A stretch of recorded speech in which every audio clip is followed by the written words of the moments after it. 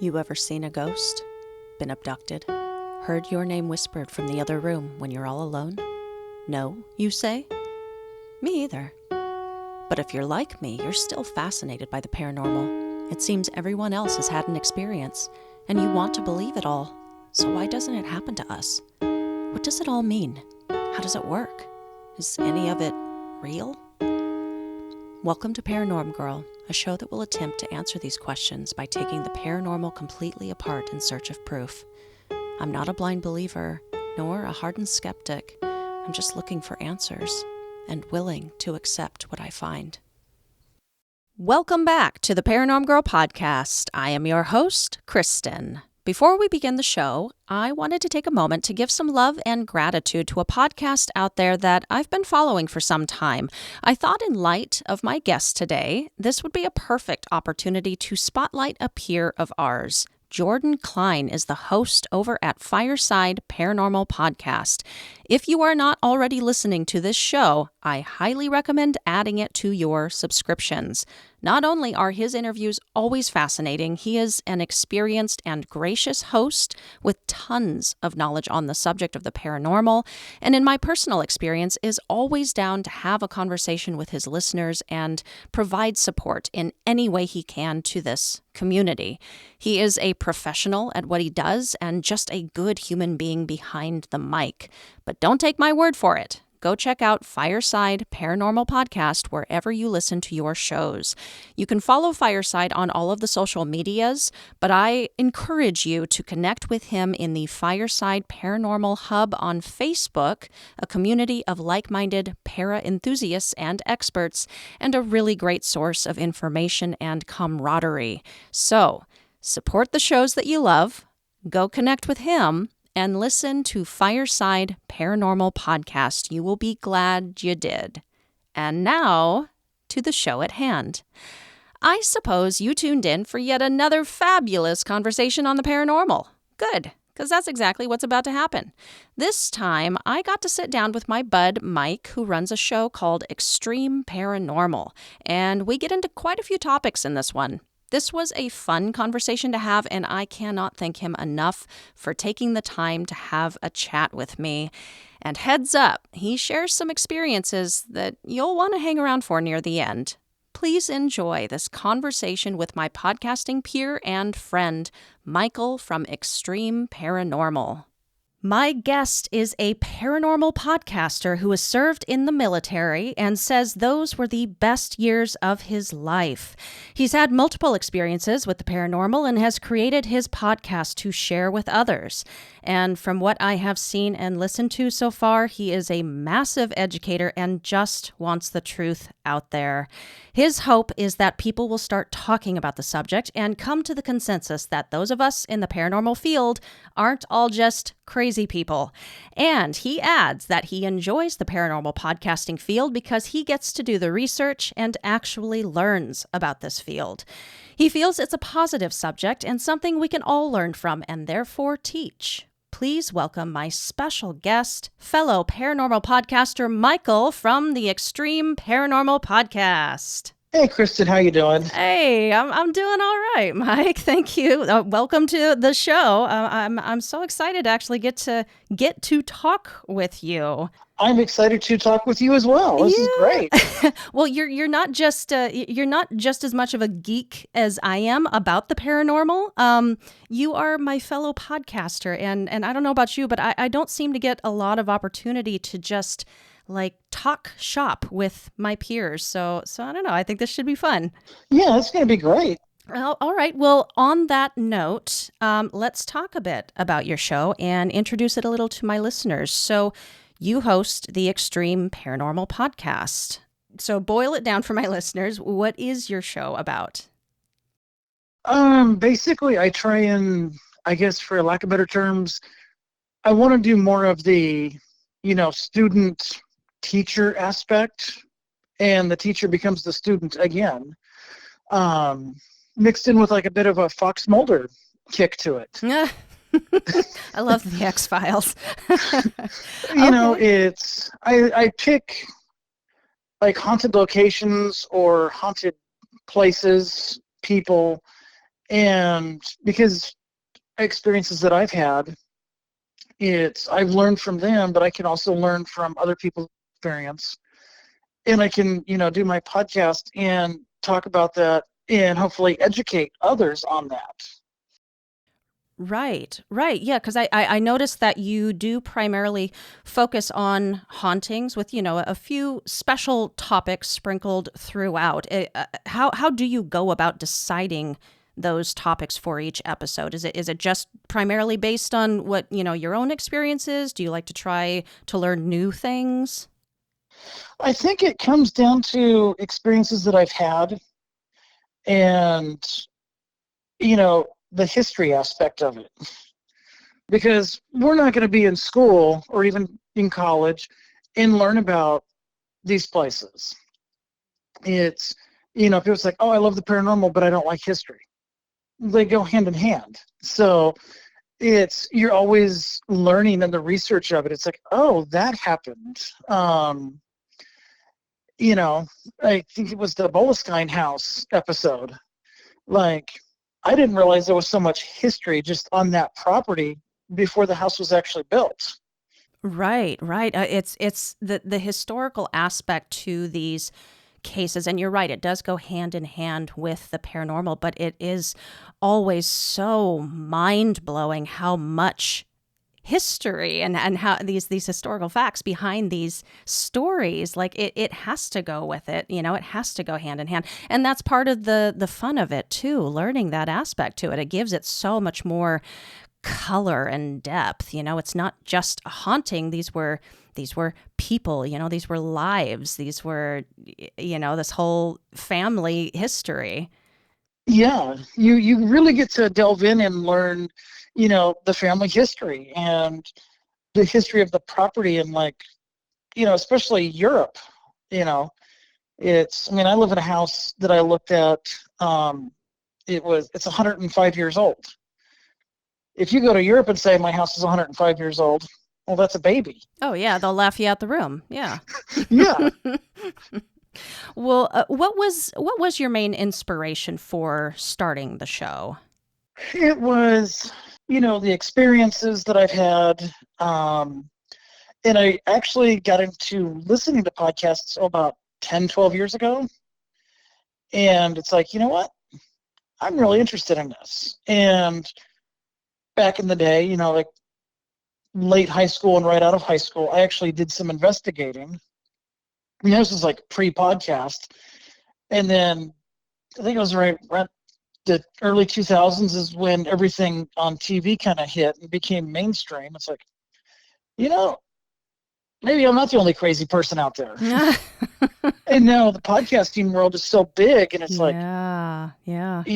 this is just like one giant community. Oh, yeah, I feel that way too. I mean, especially more so within our paranormal podcasting community, but the podcasting community as a whole, there is this community aspect to it that I just love. Have you, so you had never done a podcast before this one, and you'd never been in radio before?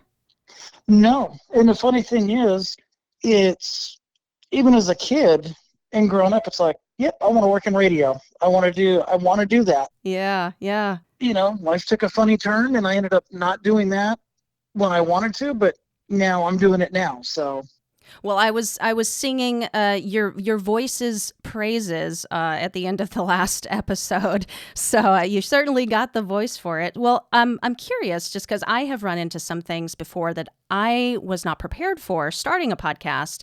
What has been the toughest aspect of this entire process for you? um, I'm still learning. So I think it was, how do I do this?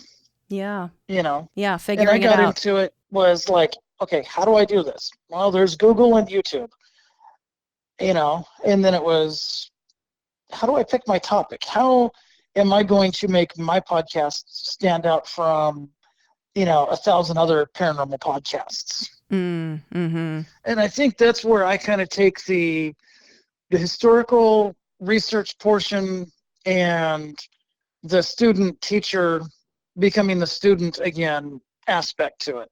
Yeah. Yeah, okay.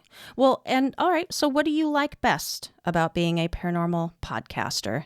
It actually gives me a way to, in a way, talk to other people within the paranormal community.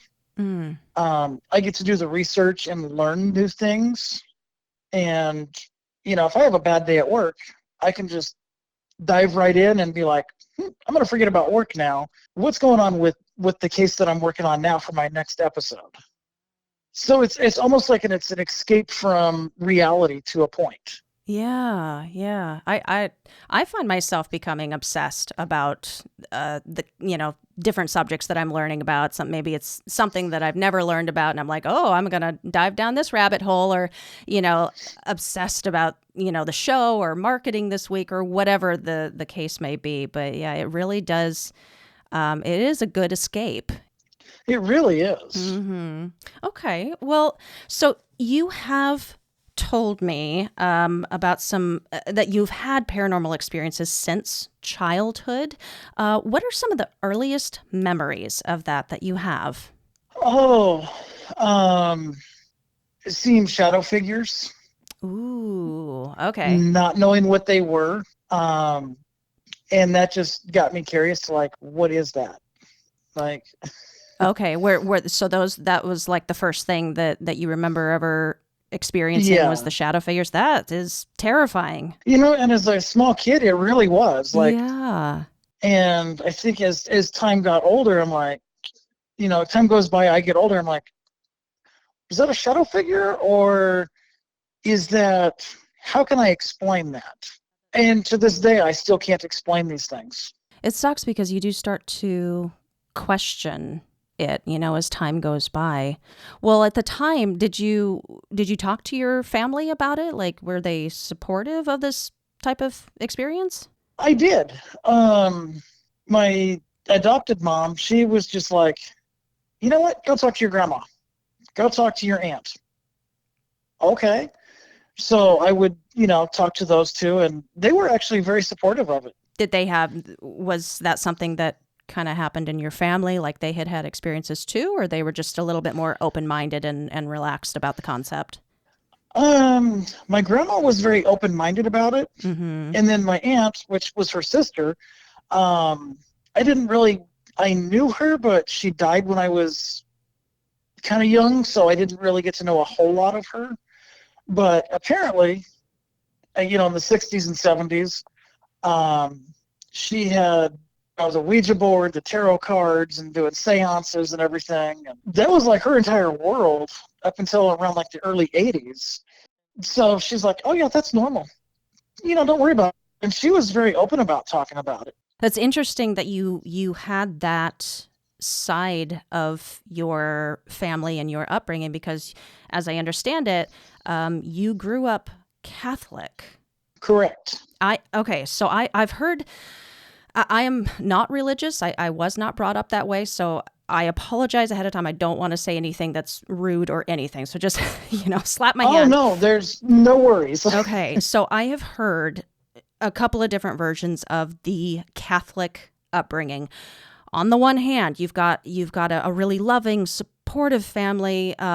You're free to say, do, explore whatever you want. It's a very relaxed version, and that is compared to this other strict, stringent, hardcore, militant type Catholic upbringing. So, what was your experience like, and do you think it has had any bearing on the way that you view the paranormal now? Mine was more relaxed. Okay. I didn't have the real strict, oh, we go to mass every Sunday and we do this, we do Yeah. this. Like, Yeah. it was very relaxed. And then me being Catholic, and anybody else in the Christian faith, they're going to view the paranormal as a bad thing. Like, Mm. why? It kind of goes hand in hand, I mean, not being preachy, but if you've got, it says it right in the title, Father, Son, and Holy Ghost. Well, there you go. That's paranormal. So it's kind of like they're preaching it, but they don't want to preach it. Okay. Okay. If that makes sense. Yeah. Well, yeah. Yeah. And I guess that kind of leads me into like demons and possession are the topic for this season on my show. So possession and exorcism, they've been a pretty familiar aspect in relation to Catholicism, throughout the centuries. Were you taught about that subject growing up? No, I actually wasn't. That part was actually kept kind of under wraps for the most part. And then I think it was probably early teenage years, I saw The Exorcist. Oh, And, yeah. and that's when the questions started coming out like, is this real or is this just a movie? And that's when that topic came up. And it's, yes, the Catholic Church actually does do this. And so I wasn't introduced to it until the movie. I got you. And in previous conversations that we have had, you did mention something, about being a little bit more of a skeptical, slant to the idea of demonic possession. And you asked some really good questions too, like why aren't, more people who are involved in the dark arts or like the occult, ever finding themselves possessed? And why does it only ever seem to be people who are either devoutly religious or, at least have some kind of psychological disorder? Those are really good questions and can really make or break it for people like us. So it's good that you're asking those questions, but not surprising that you ended up a little bit more on the skeptical side. Well, okay, what about demons? If you're skeptical on the possession, but what about demons in themselves as an entity? What are your thoughts? My thoughts on demons are, it's like the yin and yang. It's if you have the good, you have to have the bad, right? So if you have angels, obviously there has to be demons. But not every ghost is a demon. Like if you're an investigator, we've seen the shows, you don't provoke something in their own home. And then, oh, touch me, push me, scratch me. Well, they do. And then it's, oh, well, that's a demonic possession. No, that's just an irritated ghost. Yeah. They're not there to be, a circus act, and that's the way I feel about it. It's more of, yes, demons exist, but if you get scratched by a ghost, well, what did you do to provoke it? It's more like, why would you go irritate a dog and then ask why the dog bit you? Right. Exactly. So you think that it's not just, an entity or like a dark entity, like a demon that can physically manipulate the physical world. It's also just like regular spirits too, right? Oh, definitely. Yeah. Okay. I don't see why not. I am of the mind or the belief that of course, everything is energy and they're manipulating energy. And if, they can unscrew light bulbs and rattle door handles, then I don't see why not. Yeah. Yeah, definitely. Yeah. Okay. So this is kind of fun, but I have not had a guest on the show yet that has had any interest in the Mandela effect, quite like I do. So I am curious, what roped you into this topic? It's your show on that, your season on that. Oh, really? And then, that's awesome. Yeah. And that really got me thinking. It's like, huh. And then I was at work and there was, what are they doing? The Ohio lottery or something. And they got the Monopoly man. And I looked at the guy that I work with. I'm like, well, where's his monocle? And he's like, he's never had one. Yes, he has. Yeah.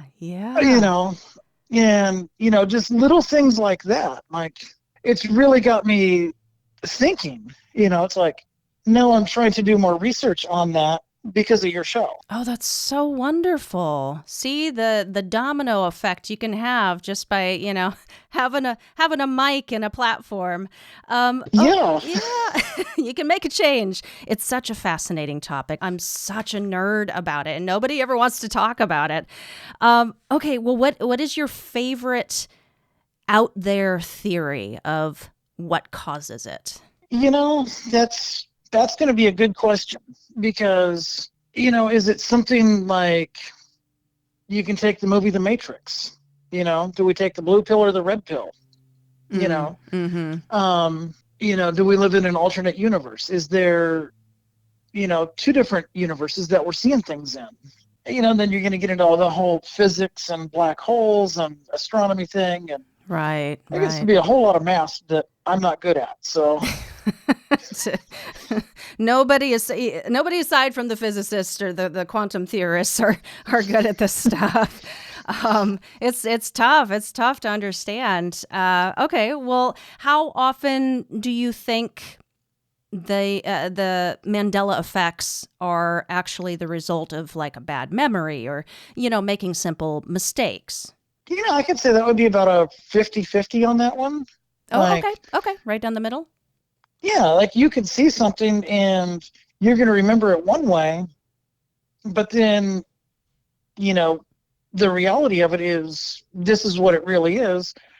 Or, it's just a bad memory. It could be, it could be anything. Well, I like that. I think I err more on more towards that. I guess that's how I consider it. I guess I haven't really thought about how to divide it up. What all is making up the bad memory part of it, the memory mistakes part of it, and what is actually being caused by all these theories. Yeah, it's a big old subject, and it gets real twisty real fast.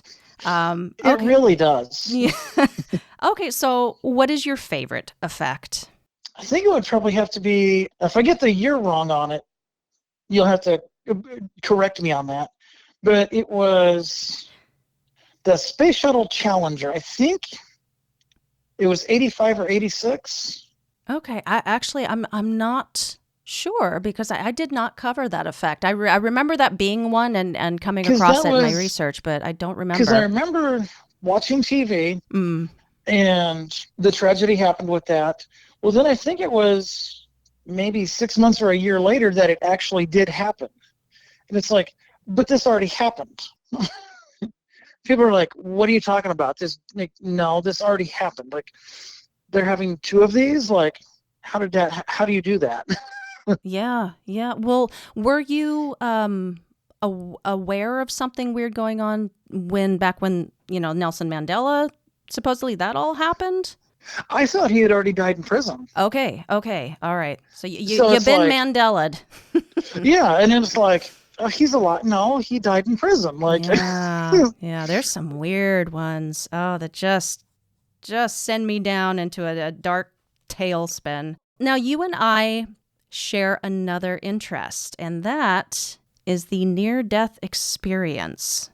Now, this is a big old topic and absolutely one of my favorites to discuss and theorize and think about. And of course, I'm not alone in that. A lot of people want to know what happens after we die. A lot of people want to be reassured that they don't just disappear into some great void. And there is a lot of research coming out right now in support of survival of consciousness, but I don't think there is anything more reassuring than the firsthand experience. As I understand it, Mike, you have had an NDE. Would you be open to sharing what happened? oh, absolutely. Actually, I've had two.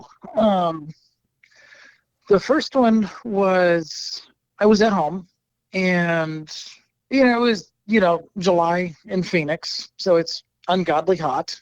Mm-hmm. And my sister was out with her friend, and they were just having a girls' night. And next thing I know is she comes home, and I'm laying on the couch, and I couldn't breathe, and my chest was killing me. So she calls 911, and next thing I know, I'm standing in the room looking at her crying and looking at the EMTs working on me. And I was just there. And then I come to, and I'm in the hospital. And they're like, oh, we got you back. Got me back. Where did I go? I never left Wow. my apartment. Wow. Yeah. Did they tell you that you had lost heartbeat or no? Yes. They Wow. said I had a heart attack, and I was clinically dead for about 2.5 minutes. Oh wow. Wow. But you distinctly remember being consciously outside of your body, looking at your body, watching your sister standing in that room. Yep, everything. And I remember watching them use the paddles on my chest. I remember, and it looks just like it does in a movie or a TV. And that was the first one. And then the second one was I was in the hospital and I ended up going to the ICU. And I remember clear as day, I was watching the History Channel. And I remember being really intrigued by that show, Forged in Fire, where they make swords and knives and everything. And so I thought I just, went to sleep, dozed off, and just went to sleep. I wake up and I'm in like the greenest grass. I mean, it just smelled amazing. Like the trees were just, it was perfection. Like there was a creek, and I mean, you could smell the water, how clean it was. I went and actually drank the water. It was perfect. It's better than any bottled water you could ever get. Now, I don't know if this is the Catholic side of me or this just happened. I don't know. All I saw was a giant person. And he said, "It's not your time." Time for what? Like, what's going on? And he said, "It's not your time. You have to go back." I said, "Go back to what?" Like, this is perfection. Like, this is, if I had to pick a heaven, this is what it would be. And they just said, "It's not your time. You have to go back." And he turned around and walked away. Everything just went black, and I felt like a falling dream is the best way to describe it. It felt like I hit something like really hard, and then I opened my eyes, and there's every doctor and nurse I think they had in the ICU. They're like, "Oh, welcome back." Where did I go? They're like, "Oh, well, we had to work on you, and you're back." So between the two times, it was a total of 5 minutes and 10 seconds. I've been clinically dead. Now, the second experience, you had been awake, like conscious. You said you were watching a show on television Yeah, when this happened. So you kind of just went right into it, not really realizing that something was strange or different. Or no, had no idea. what did the figure look like? I would say it was about 7 feet tall, easily 7 feet, and very gentle but very firm. Mm-hmm. And it just all it said was, "It's not your time. You have to go back." Did it have any distinct features? Did it feel masculine, feminine? It was definitely masculine. I had a friend of mine actually said that it was probably an archangel.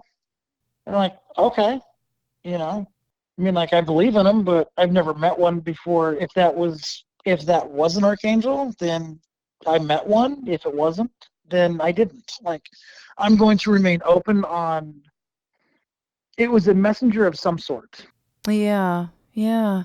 I mean, I've read so many near death experience stories, and a lot of them do follow a sort of formula, but most of them they've all got some kind of unique aspect to them.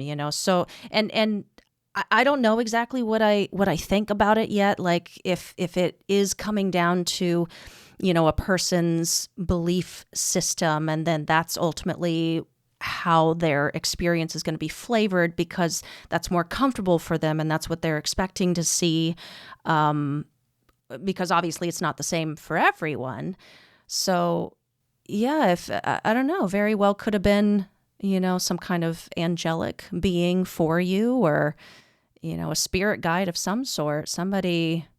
It was something. I'm gonna remain open on what it was. Yeah, yeah. Well, that's very cool. And it put you at ease about the whole process. It did. I was a little bit kind of grumpy when I was there. It's just like because I've got some issues going on. I actually have two fractured vertebrae, in my back, but there was no pain. It was just almost like pure happiness. And you do come back like a different person. Like you appreciate the small things in life. Is that the biggest difference that you noticed coming out of your experience, was that ability to appreciate? Definitely. Mm-hmm. It's like, me and sister are going to go get some dinner, and it's not a big deal. But after that, it becomes a big deal. It's like doing this interview with you. This is a huge deal because of that. You don't take little things for granted anymore. Oh, we could all use a little bit of that. Well, that is really, really incredible. Thank you, Mike, so much You're for welcome. sharing. So, real quick, what do you have coming up next? What is next for your show? What's next for you? Any milestones you're aiming to hit this year? Well, I just started research on a new episode for my next one coming out. I definitely want to get into some traveling this year, now that we can. Yeah, yeah. I definitely want to get back into investigating again, and that way I can, post some pictures, talk about the location on the podcast. This is what I found here. Definitely grow, my audience more, and just continue to learn. Absolutely. Well, that sounds like a good plan for the year. That's a lot. Well, fantastic. Where can my listeners catch the Xtreme Paranormal podcast, and where would you like them to find and follow you? They can catch Xtreme Paranormal. It's on Spotify, Stitcher, and Google Podcast. And then if they want to follow me, if they're on Instagram, it's Xtreme13 Paranormal. If they're on Twitter, it's at Xtreme13 Podcast. And then if they want to email, it's Xtreme13podcast@gmail. And I actually just started my blog. So I'll be posting on there about once a week, sometimes more. Oh, wonderful. It's just Xtreme13podcast.blogspot.com. Wonderful. Very cool. Okay. Well, folks, you heard him. Go follow Mike over at his socials. Shoot him an email. Send him some stories. Send him your stories. Just reach out and say hi to him. Read his blog.